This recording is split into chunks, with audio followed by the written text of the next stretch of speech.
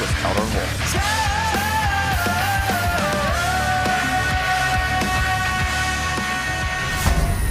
SOS versus Classic. A 1-0 lead for Pros player to the top right of Yonsu. It is SOS, WCS Global Champion 2013. With this double gateway proxy in game number 1, he got a quick victory and a quick lead in the series against the Protoss player to the bottom left of the map. This is Classic. Got a little bit blindsided in game number 1 there, didn't look too happy. No. Made a few small micro mistakes that cost him the game in the end, and now he has to win 2 in a row. Or he will have to play against either Shine or Gumio in the consolation match. Yep, and Scout here very early. And he's going to be happy to see that nothing weird has happened, but what he may do is try to steal a gas because it's a very... Oh! He's going to cannon rush, but it's a late forge. Gets the forge here, and the probe is already on the way. This is the best map for cannon rushing in the pool currently. The cool thing is that he actually does it against SOS. He's fighting fire with fire here. May want to send a second probe sometime soon. He could say Classic is trying to make SOS pay for all the times that SOS cannon rush Zerg players. Yeah. He checks here. And he sees it. Oh my god, SOS. Knowing is only half the battle, though. That's true. Cancels his second gas because he knows he doesn't need it. You're absolutely right. Knowing is only half the battle, but it is half the battle. So, what he wants to do here is stop the cannon on the high ground here from going up, and this is not going to be easy. He basically has to get a stalker out and then sort of stop the cannons from pushing towards his nexus. The thing is, this is quite the commitment in minerals that Classic makes here. So if if SOS is somehow able to just stop this and make sure that it doesn't do too much damage, then he can definitely defend against this. But those 2 cannons will be in range of the nexus, and like canceling them or forcing them back is going to be really difficult. But I don't think that the cannon on the low ground can really defend against this. Not against the Zealot here. No, and the first one will go down. The Stalker is going to come out very soon. This is still... I'd like to see him actually fight a little bit with this probe. I don't know why he's not. There he goes. There's the cancel on the first one. And this is really, really tense. He's actually starting another cannon immediately. Probe's coming off the line here. This is still so difficult. This is one of those situations where I'm telling you, man, on this map, if you see this, sometimes it's still not enough. He saw the pylon. I mean, he saw it going down when the pylon was there, and then he immediately tried to react. Right now we have him even with the probe on the low ground right now, but he's going to lose the nexus. I don't think he can save that. He can try to walk towards the pylon and take that one out. That's what he's going to do. He's going to kill this pylon and he's going to expand. Second one. There's going to be a second pylon, and that's already being built for Classic, so that's going to help him. The main base is going to fall. But the more units here, the more structures SOS can force in the main base, the easier he can transition into to just mine at the expansion that he's currently building. Exactly. And he's just going to send all of his probes over there. Second Stalker comes out. The first Zealot's also going to get some harassment done. There's 1 cannon up, though. It's only going to be able to kill a few probes, if any. The core that's up is really important, too, for Warpgate research.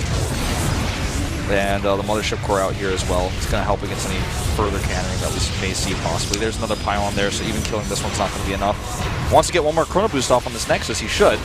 Yeah, well... He doesn't do it. Yeah, doesn't get it just yet. But he forces another pylon in the base right now, so he's going to take that out, at least for now. He has still his gateways there. He has that expansion. He just needs to make sure that the same thing is not going to happen there. But it's, of course, it's quite the heavy commitment that we see from Classic to all those cannons and all those pylons that he builds there. But killing the Nexus is, of course, a massive, massive deal. If he just goes with 3 gateways and attacks, it's going to be almost impossible for Classic to hold.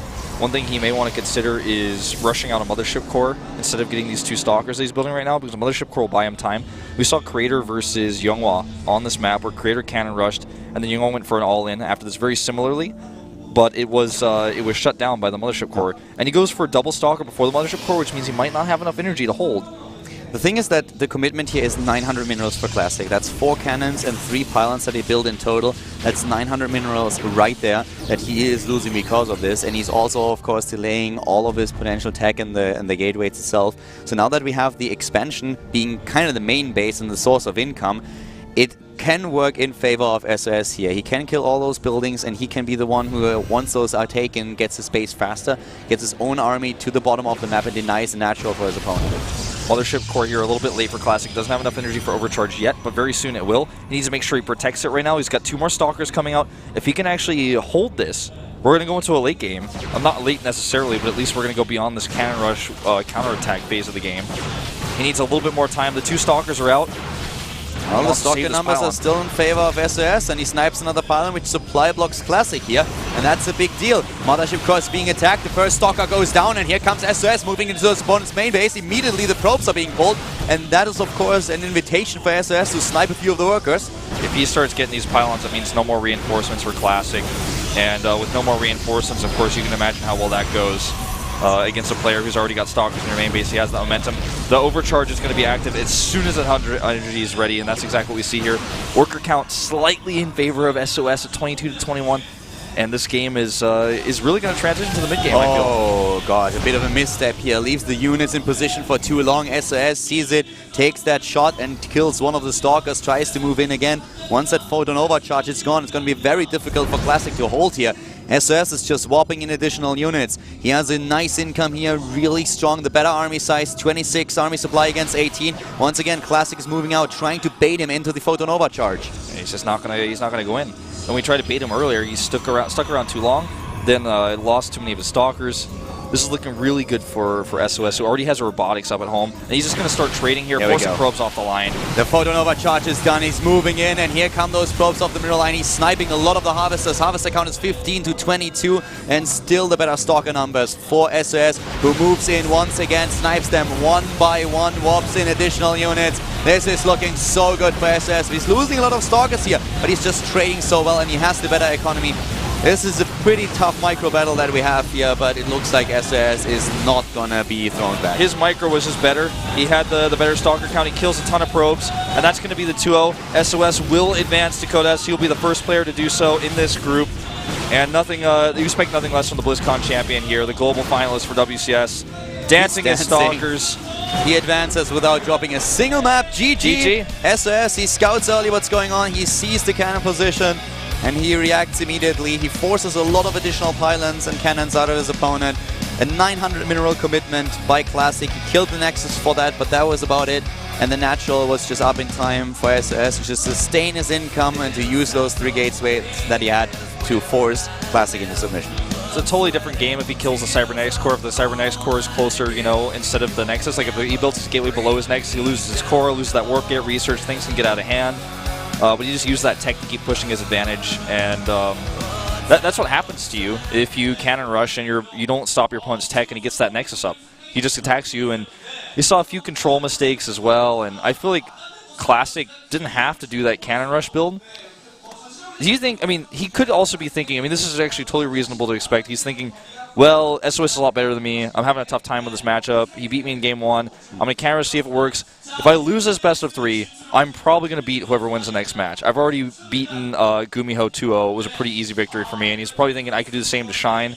Maybe he's thinking, though, of course, he still wants to take the win. I'm just a little bit surprised he went for the cannon rush. It's not really something you see from top-level players in the best of 3 all too often, especially when you're down. He probably didn't really expect SOS to scout that fast and really go for it, but SOS, of course, knew about the position and spotted that. Not even with the first probe, but he sent another one to check for the cannon position, like, specifically. And the reaction of SOS was just, like, incredible. It was exactly what he needed to do. And if he doesn't force his opponent to get those extra cannons and pylons into the game, then I feel it's completely worth it for Classic just to make that trade and kill an Nexus. But with the extra structures there, he delayed everything else in his own base, his own tech, because he needed the resources, and it was just worth it for him anymore. So in the end, we have the 2-0 victory here for SOS, and he advances to Code S. And of course, we are going to have another short break before we are heading into our losers match, where Gumiho is going to face Shine, and then the constellation match as the last best of 3 of the day. So see you guys in a few minutes.